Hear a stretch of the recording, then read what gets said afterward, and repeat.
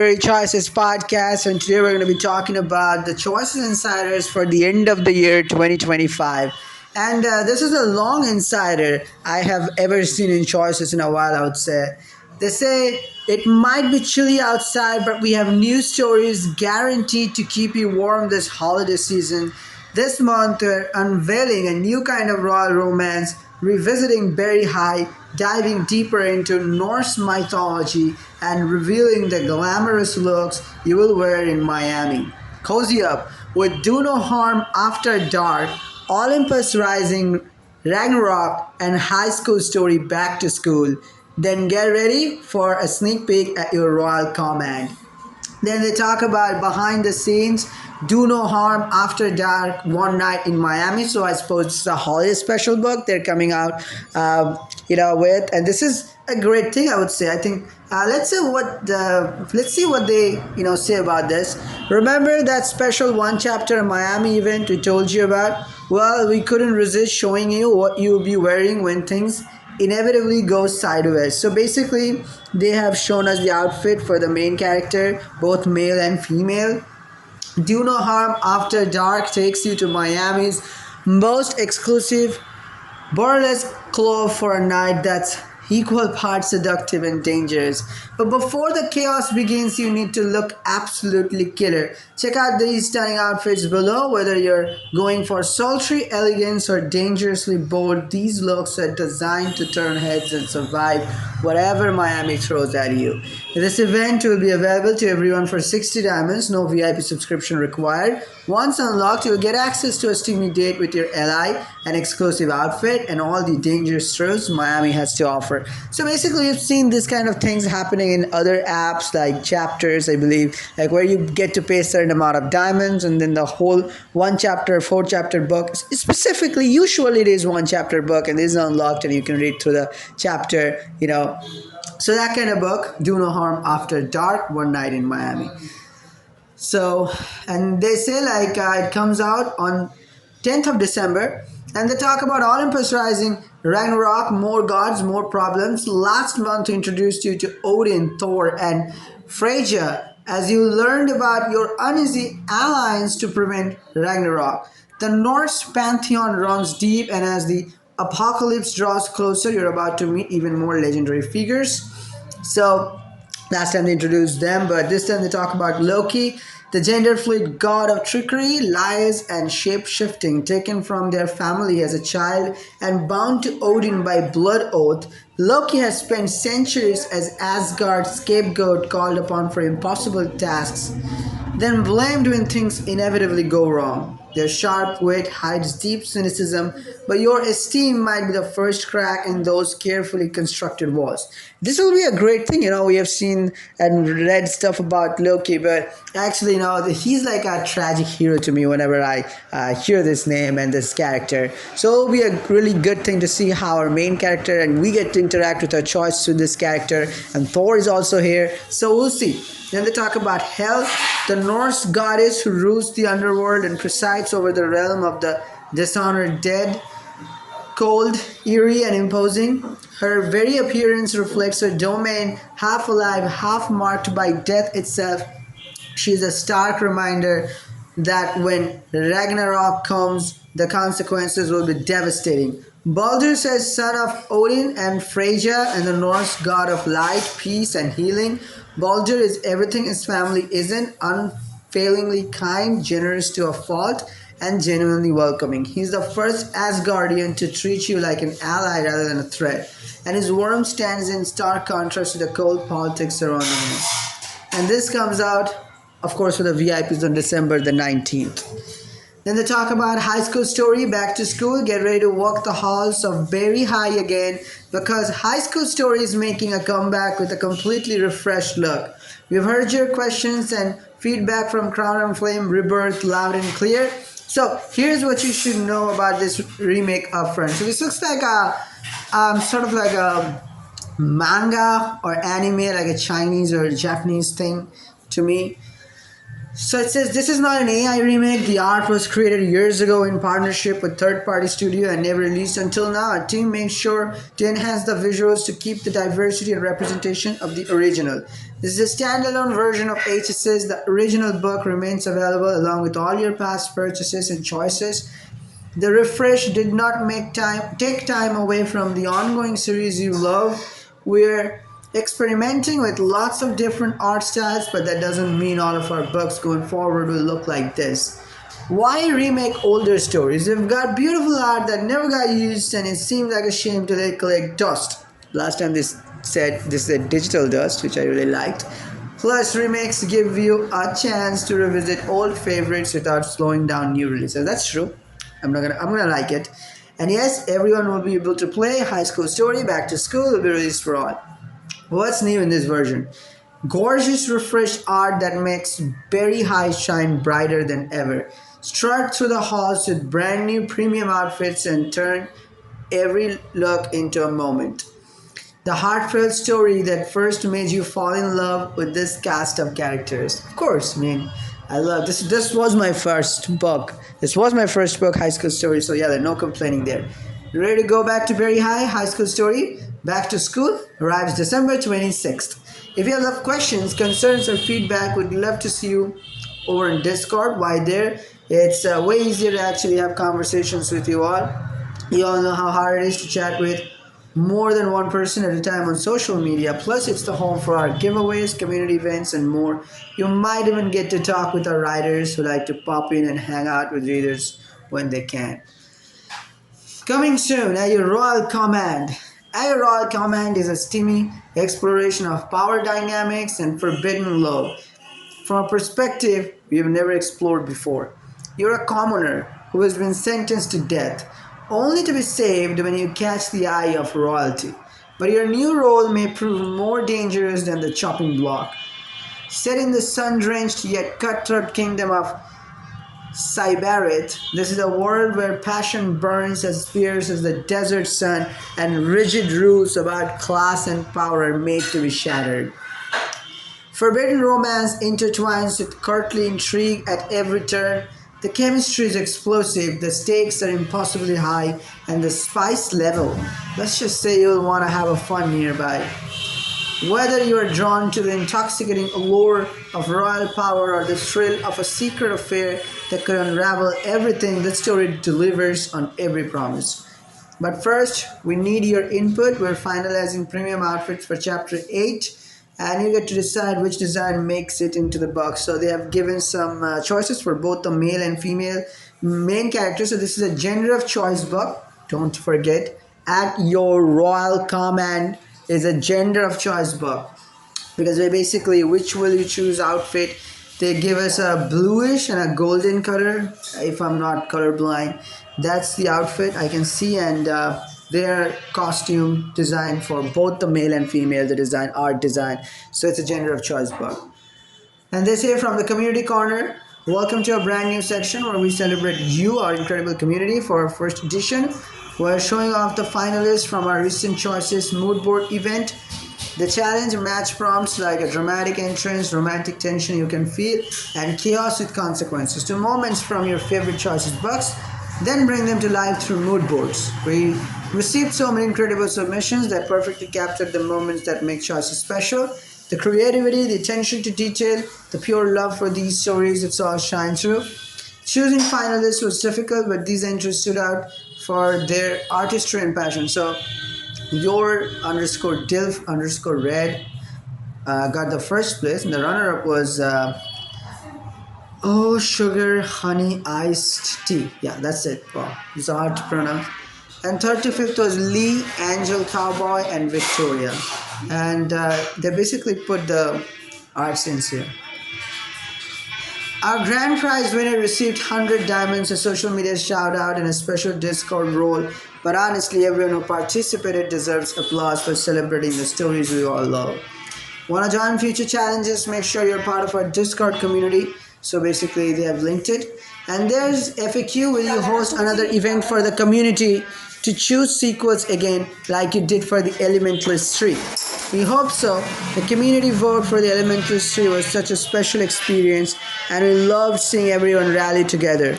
If the Elementalist 3 is as successful as they're hoping it will be, we would absolutely love to run more voting events like this.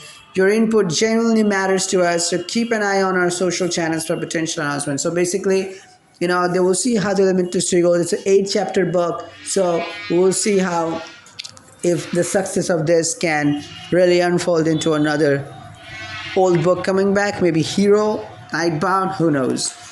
Will pilot books ever come back? What's the reasoning behind continuing or cancelling a story? Great question. Before we dive into how we make these decisions, we need to share some difficult news. Our summer crush, The Spy I Married, and The Royal Wedding Planner will not be continuing at this time. We know these stories have passionate fans who adore them, but unfortunately they didn't connect with enough readers to justify sequels. We know some of you are probably unhappy with that news, so let's walk through the factors we consider when making sequel and continuation. This is great. They're having a great conversation by the end of the year, and they're actually again saying why they cancel some stuff they cancel. I remember they're doing that at early 2021 when they said why they canceled Hero, It Lives, and some other series, and that was a great news. I think that Brian was the CEO, or Max was the CEO back then. Let's see what they have said. Performance is the biggest factor. If a book is popular, it's far more likely to get sequels than a title that doesn't have as many readers or time spent. We look at both metrics when deciding what comes next, as we want a healthy balance of things non-VIPs want alongside VIP preferences. You will see us say this often, but the best way to try and get sequels is by rallying folks to read the books you want more of. When a book of pilot has a pretty low number of readers, there's a huge drop-off when the story is continued. It makes sense when you think about it. Who wants to jump to book 2 of something when you didn't read the first one? The factors heavily into our decision making. So basically, what they're saying, if you love a book, just go gaga about the book. Like, oh my God, I love the book. Read it. And you got to get people lined up to read it. And when it gets super popular, they're going to bring it. So, I think they kind of spun it on you. Like, if your book didn't get a sequel, that means you didn't hype it up enough. Like, you like it, okay, but go on social media, do like, election candidates do. Like, just go door to door and tell, read this book, and they get popular and you get your book too. That's what they're trying to say here, it seems like. Timing is important. When a book takes significantly longer to hit the same numbers other titles, it gives us pause. Usually that means the story isn't connecting with readers the way we'd hoped. Feedback is critical, but not the only data point. We genuinely treasure your ideas, suggestions, and constructive criticism. The best way to share feedback is by talking with us directly on platforms like Discord. That said, sometimes feedback doesn't align with performance data. When there's a large discrepancy between what people are saying and what the numbers show, we do our best to listen to both without ignoring either story. It's a balancing act, but both matter to us.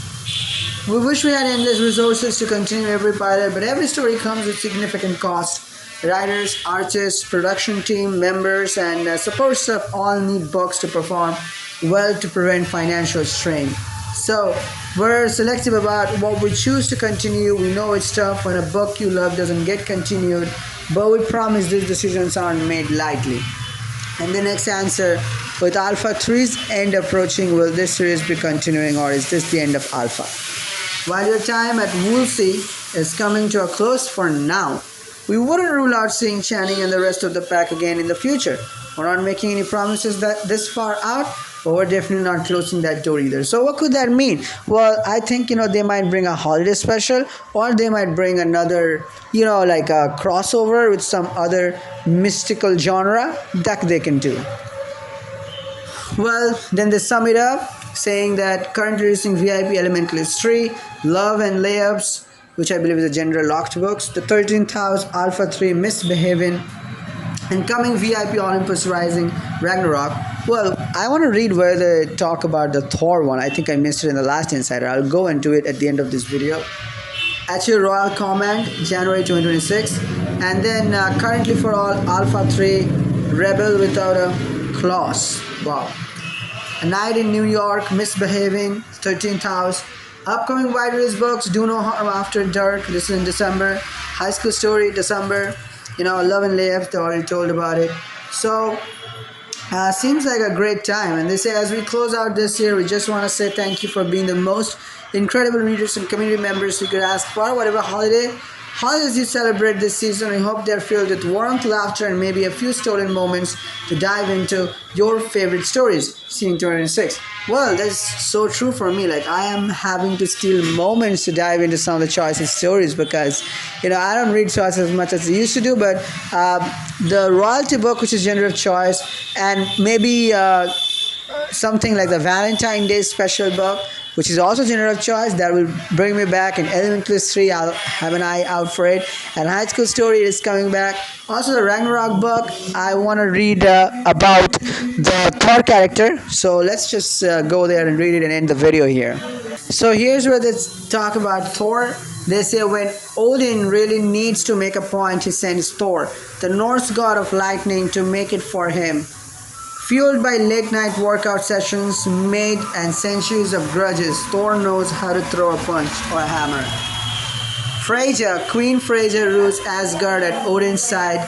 Descended from another group of gods, the Vanir, she has a unique perspective on her Aesir family.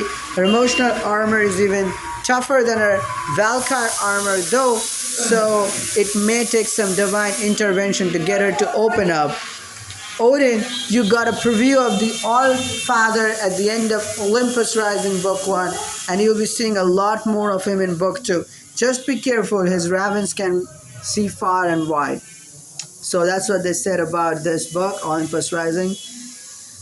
And also they said something more. Just when you thought Olympus could finally catch a break after Poseidon's betrayal, Odin, king of Norse gods, crashed into the throne room with a threat. He's coming back in 7 days to seize Olympus. But here's the twist. There's one thing he wants even more than Olympus' throne.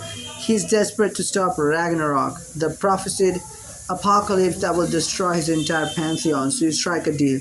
Help him prevent the end of the Norse gods and he will leave Olympus alone. Simple, right? Wrong. Your uneasy alliance will take you to breathtaking new realms and introduce you to gods you have only heard about it, legends. But with two very different pantheons working together, the sparks that fly when you clash might be enough to burn the whole world down. So, there's a description of Thor, which you might not like from what you've seen in the cinematic description. But this is a great thing, like all the God thing they're going on. So this is great. And the Elementalist 3, magic and morality, they say. It's almost time to return to Pendergast, the Elementalist 3, which has released on November for VIPs, but for non-VIPs it will still release later this year, I believe, or next year. They say you already know the stakes. The high attuned dies unexpectedly, and suddenly you and Atlas are competing to lead the entire magical community. It's going to be an emotional, challenging journey where the decisions you make will shape not just your future, but your relationship with your twin. As you face the trials and tribunals ahead, you will discover new spells to add to your collection and face moral choices that test who you really are. A brand new spellbook is waiting for you with fresh magic to master, from powerful offensive spells to fun and functional ones. You will be ready to take on any challenge. Gather them all for a special bonus scene at the end of the book. Morality choices from book 2 are back and they matter more than ever this time. They're marked with some, like weighing thing, icons, so you know exactly when your moral compass is being tested. These choices will throughout the story and will directly influence which ending you will get, so choose wisely. So that is all from this. So I'm also excited for the Elementalist 3 and this Ragnarok book. But yeah, for both the books, I think I can see a pretty similar. Why mention both the books together? Because I kind of see the same kind of plot lines for both the books. Because if you see, for Olympus Book 2 and the Elementalist Book 3, both book we have some kind of competition. For Elementalist, we have to compete against our brother for the high attuned post, our twin rather, not brother because you can have also a sister depending on what main character gender you choose. And we have two pantheons in Olympus Rising Book 2.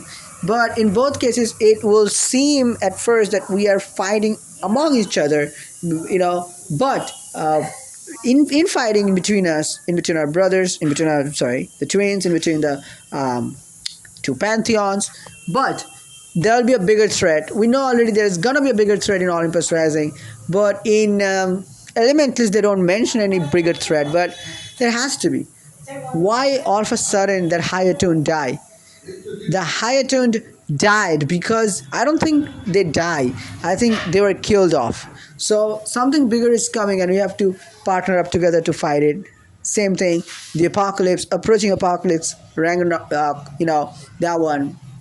So that one we'll also have to fight. So this is great, and well, let me know in the comments below your thoughts and Greek things. They just get my pronunciation, my tongue caught in a weird limbo. But anyway, it'll be a fun thing to read both the books. Let me know in the comments your thoughts and opinions. I'll see you at the end of this year with a ranking video, updated ranking video of Choices box. So until then, peace out.